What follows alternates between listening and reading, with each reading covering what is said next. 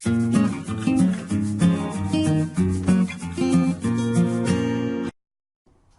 it's Steve again from the Car Key Man. Today we have something a bit different. It's a key for an Alfa 159 2010, and we're going to show you how to change the key battery.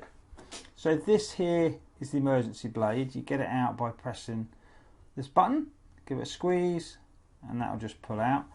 This is the blade that you would use if your car battery was flat, or if the key battery packs up on this and you need to get into the car. It looks like this key opens up by pulling these two things apart, but it doesn't. Okay, to change the key battery, you've got this insert, and to get that insert out, you can just use anything. The key's a good enough thing to use. Just pop it in and just gently pry it out. You don't have to be tough. There you go. So that there is just going to pull out, and that's where your key battery is. Okay, so to get the battery out of here, you just need something to poke it out. So pop the key blade in there. Okay, and then that will just pull out of there. And you notice that it is a CR2032, a 2032, like they normally are. Okay, so get yourself a good replacement battery. Don't go cheap.